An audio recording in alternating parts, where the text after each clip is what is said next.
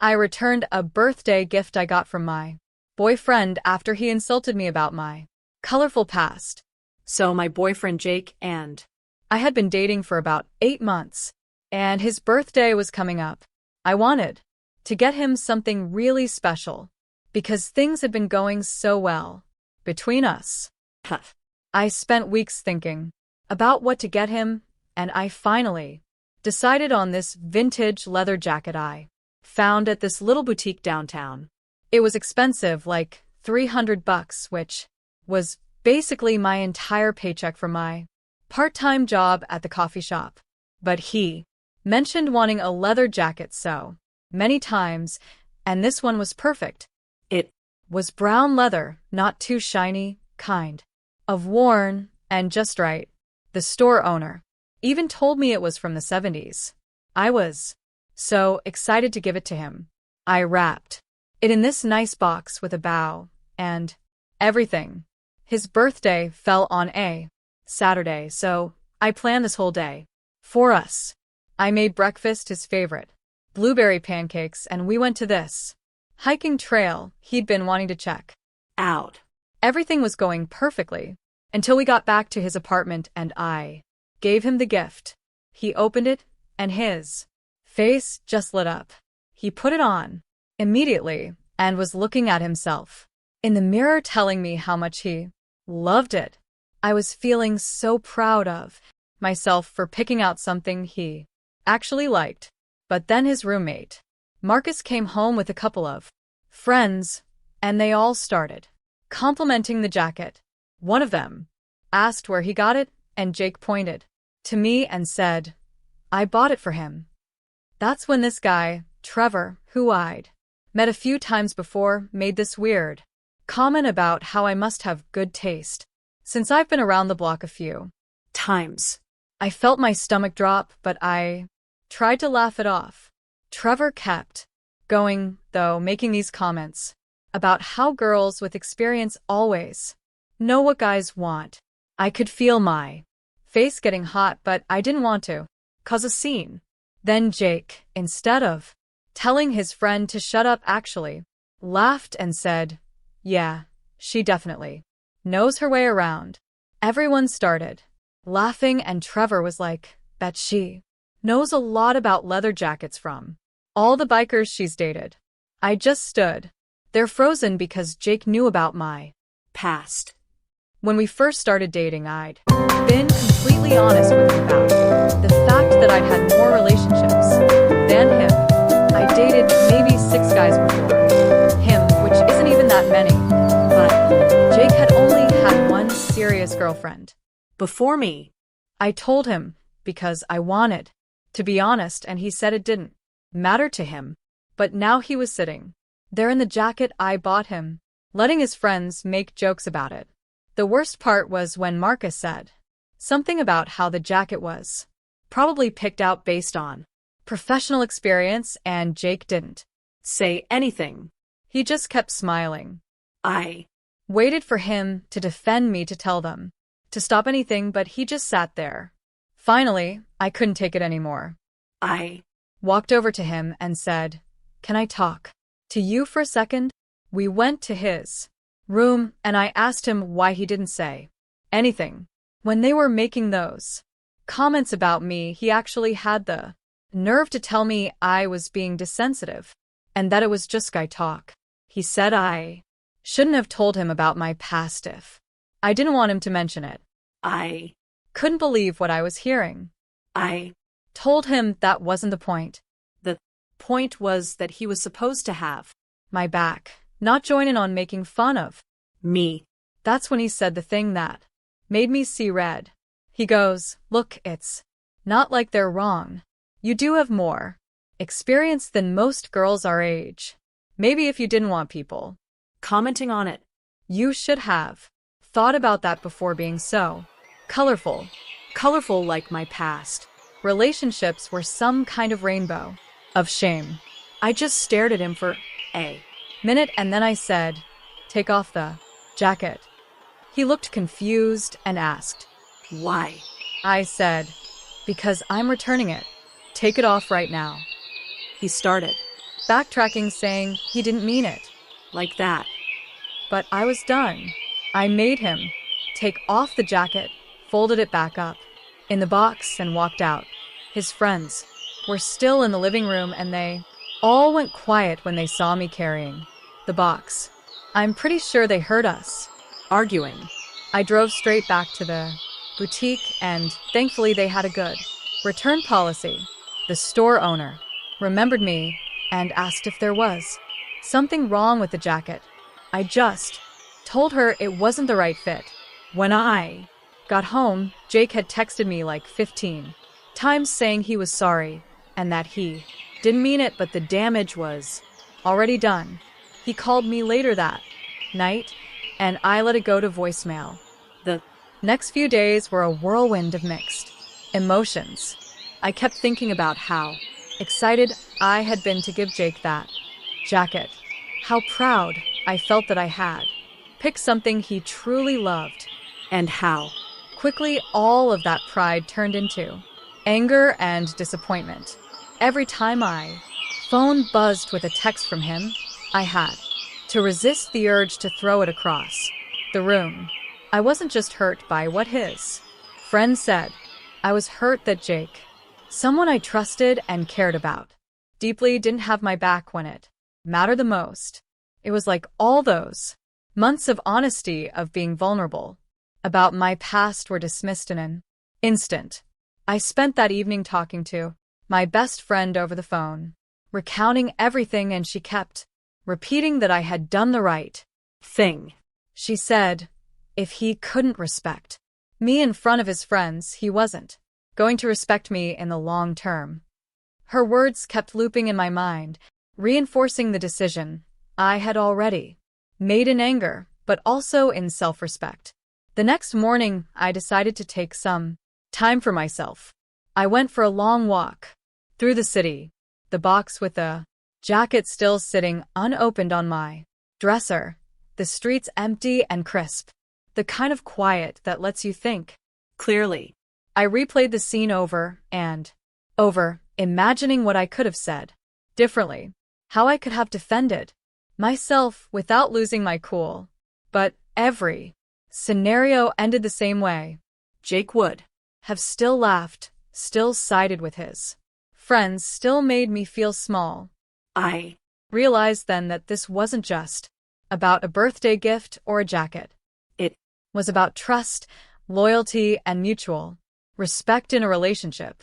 That afternoon, I called my mom and vented for a solid art, detailing everything with no filter. She listened quietly, occasionally gasping at the audacity of Jake's words.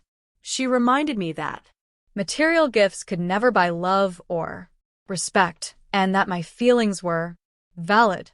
I felt a strange mix of relief and sadness after the call, like a weight had lifted slightly, but also confirmed that my heart had been bruised. Later that week, I went back to the boutique to exchange the jacket for store credit, thinking maybe I could treat myself instead of buying for someone who didn't value me. I ended up buying a few smaller things I've been eyeing for months, something for me, a reminder that I deserve care and attention too.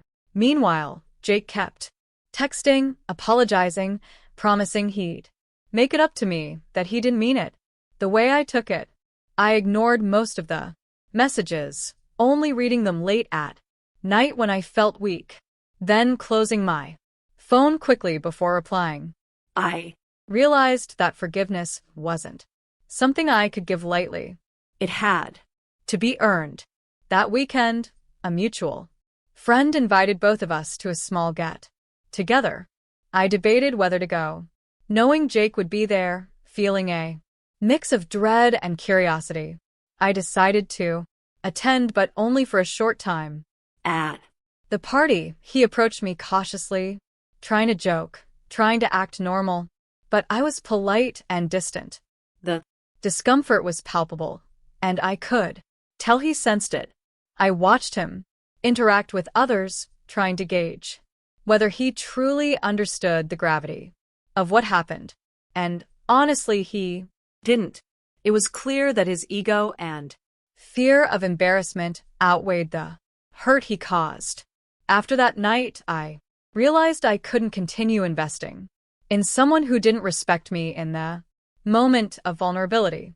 I needed someone who would defend me, stand by me, and never let anyone, friend or stranger, diminish my worth.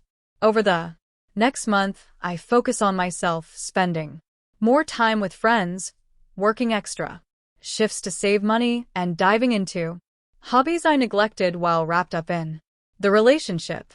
Every step, every small joy reminded me that I could be happy alone and that a single jacket, no matter how meaningful, didn't define my value. Eventually, I sent Jake a final message, a clear boundary. I cared about him once, but trust was broken, and I couldn't overlook the disrespect. I wished him well, blocked his number for a time, and felt a surprising sense of relief, like a chapter had ended. That jacket, once a symbol of love and excitement, had transformed into a symbol of my self-respect. A reminder that gifts are meaningless if the person receiving them cannot honor the intention behind them.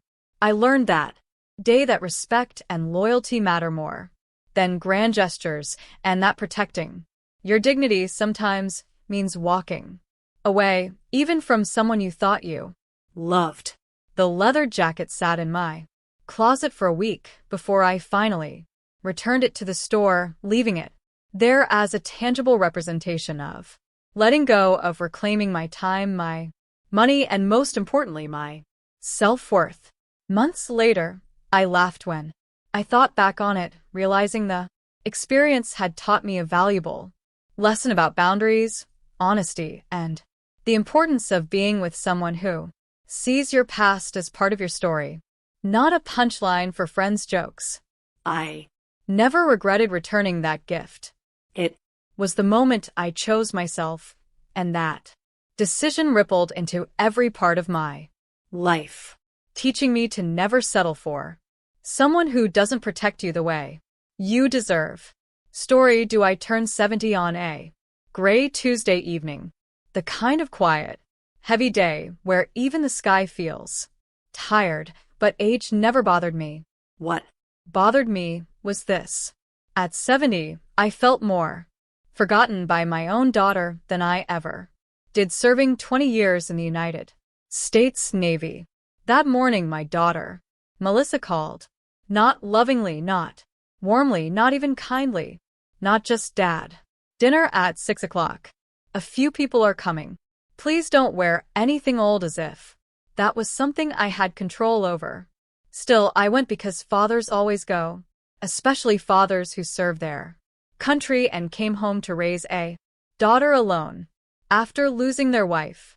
To soon walked into Melissa's house. It hit me instantly. I wasn't invited to be celebrated. I was there to be managed.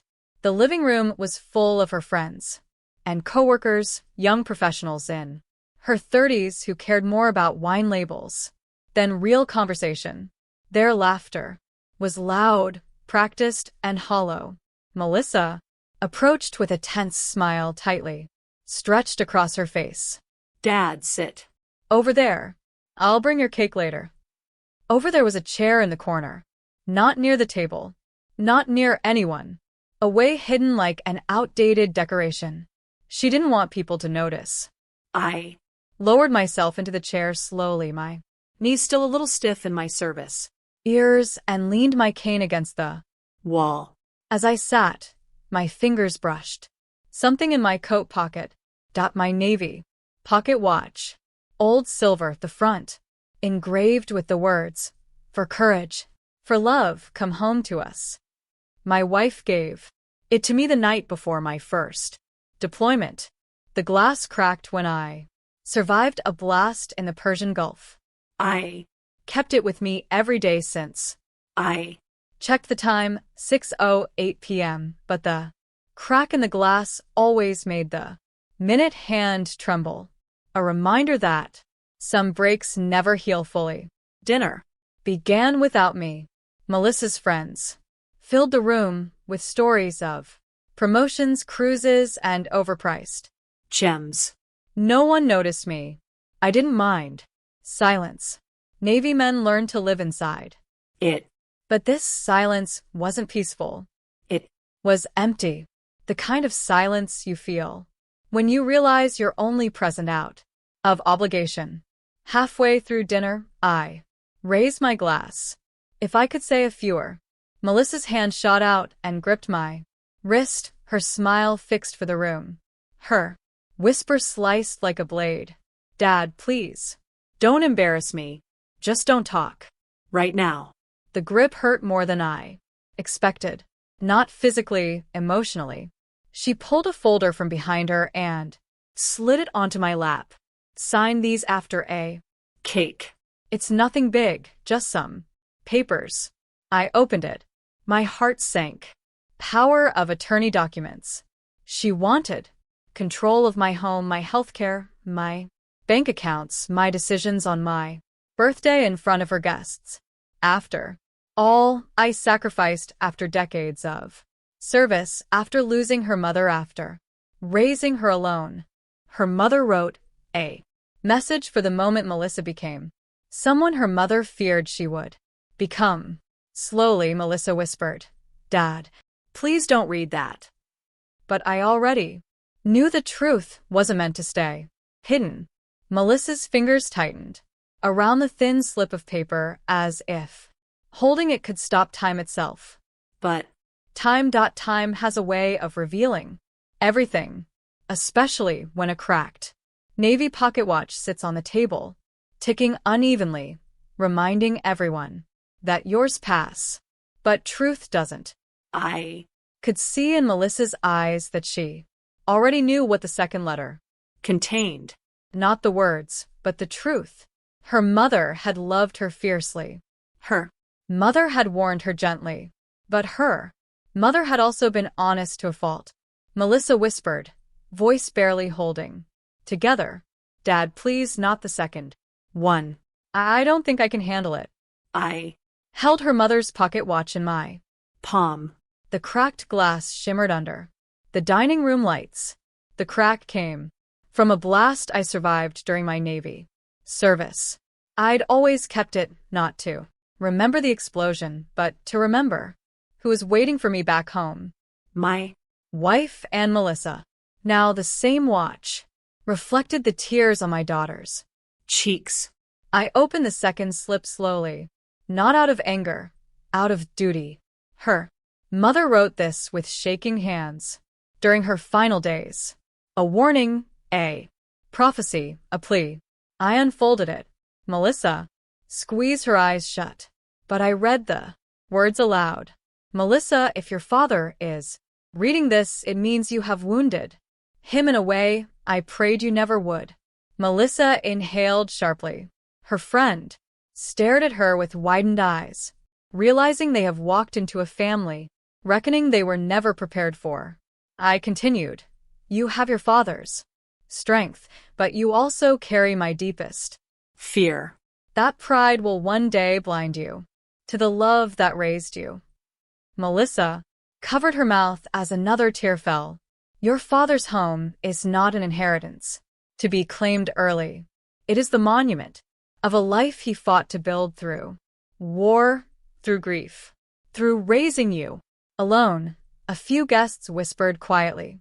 He was in the Navy. She tried to take his house, but the truth kept unfolding. If you ever try to take advantage of his age, know that I stand with him. And you. Melissa shook her head violently. I wasn't trying to take advantage. I thought I didn't mean. But the line her mother wrote next stopped her cold. Intentions do not erase actions. Her knees weakened. She sank into a chair. I placed a pocket watch on the table. Gently. The cracked glass seemed to glow under the reflection of the candle. Melissa stared at it. Mom used to whine. That for you every night before deployment. Her voice broke again. That watch was the last thing my wife touched before I went to sea. The last thing. Melissa played with as a child, and the last piece of our family that remained. Unbroken, except it was broken just like Us. I spoke softly but firmly. The watch can stay cracked, Melissa. But we don't have to. She cried harder, not because of guilt now, but because she finally understood the depth of what she had been destroying. Then came a knock. Not dramatic, not scripted, just a gentle, rhythmic knocking. The kind you hear from someone polite, patient, and older. Melissa's eyes widened. Dad, did you call someone? I nodded slightly. Earlier. Today, because I knew one thing. Her mother's letters were truth, but truth without action changes nothing. Evan, pale and speechless, walked to the door and opened it. Standing there was Mr. Branson, my longtime attorney, holding a small folder and wearing the same calm, respectful expression he always had. He stepped inside quietly. Not a dramatic entrance, not timed for effect, just a man doing his job after a father asked him for protection. Melissa stood shaking. Dad, what did you do? I Didn't answer because the person who would answer for me had just walked through the door. Mr. Branson stepped inside with the quiet confidence of a man who'd spent 40 years dealing with families, estates, and the consequences of decisions made too late. He nodded to Everyone politely. Then he turned to me. Not Melissa. Frank, I brought the documents you asked for. Thank you for calling earlier. Earlier, hours before dinner? Hours before Melissa slid those power of attorney papers toward me. This wasn't a dramatic setup. It was a father preparing himself for a moment he hoped would never come. Melissa pressed a hand to her chest. Dad, you called a lawyer. Today. Why? Why would you do that? Her voice wasn't angry. It was desperate. And this time it wasn't manipulation. It was fear. Fear of losing something she finally realized mattered. Mr. Branson placed a small stack of documents on the table right beside the cracked navy pocket watch. The watch caught his eye. You still have this? He said gently. I nodded. My wife gave it to me before my last deployment. Melissa stared at it, her guilt deepening. Mr. Branson opened his folder. Melissa, I want to make something very clear. Your father isn't here to punish you. He simply called me because he needed protection. She wiped her face with her sleeve. Protection from me. He didn't answer that question directly. Instead, he adjusted his glasses and spoke professionally. 6 months ago, your father set up an irrevocable trust. This means his home, assets, and all major decisions are already secured. Melissa froze. I could see her processing. The papers she tried to make me sign were already powerless. She looked like someone realizing they almost burned down a house without realizing they were inside it. Mr. Branson continued. The trust was not created to exclude you. It was created to protect him from anyone making decisions on his behalf without his full consent. Her face turned red, then pale, then a color somewhere in between. I didn't mean to hurt him. I swear. Her voice cracked. I thought I should take responsibility. I thought I was helping Mr. Branson close the folder gently. Trying to help someone by removing their autonomy isn't help, it's control. Shock rippled through her group of friends. One whispered she brought power of attorney papers to his birthday. Another murmured, wow, poor guy. Melissa shook her head furiously. Dad, no, it wasn't like that. I swear I didn't mean. I held up a hand, not to silence her, to steady her. I believe you, Melissa, but intentions don't erase actions. Her knees buckled. She gripped the edge of the table to stay standing. Mr. Branson added, "There's one last item. Your father already named his beneficiary." Her breath caught. She whispered, "Who? Who did he choose?" I looked at her, slowly, not with anger, not even with disappointment, with a sadness only a parent knows. The kind that comes when love isn't returned properly. Someone Who remembers respect. Someone who hasn't forgotten who I am. Her tears streamed again, heavier this time. not Guilt tears, not fear tears, lost tears. Mr. Branson's still preparing to leave. "Frank, call me if you need anything." he paused at the door. "And Melissa, you still have time to fix this." But that Time isn't infinite. He left quietly. the door closed. Silence. Only the uneven ticking of the cracked navy pocket watch filled the room. Tick, tick, tick. Time was moving and Melissa was running out of it. She sank slowly to the floor, sobbing into her hands. "Dad, I'm so sorry. I don't want your house. I don't want your money. I just don't want to lose you."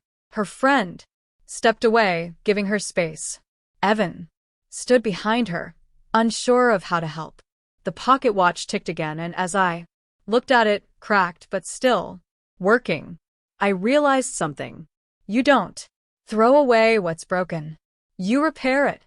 Slowly, carefully, gently, but only if the other person is willing to help fix It I reached for my cane, slowly stood, and said the words that would define everything that came next. "This isn't the end, Melissa, but it isn't the start. Until you're ready to change." The dining room felt hollow after Mr. Branson left.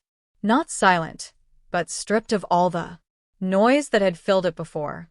Melissa knelt on the floor, shoulders shaking, her hands covering her face. Her friends stared at their plates. Evan stood still, guilt and confusion tightening his jaw. The cracked navy pocket watch sat in the center of the table, ticking unevenly. Tick, tick, tick. Even broken things keep time. I steadied myself with my cane and approached Melissa slowly. She didn't look up. Huh. She whispered into her palms, "Dad, please don't leave. Me. Please don't walk out of my life." I Crouched beside her as much as my knees would allow. Navy training teaches a man to stand strong, but age teaches him how to bend gently. I placed my hand on her shoulder. "Melissa, I'm not walking out of your life, but I am walking away tonight. She lifted her face, eyes red, lips trembling. Why? I said, "I'm sorry. I didn't mean." I shook my head softly. "You meant well, but meaning well is not the same as doing right."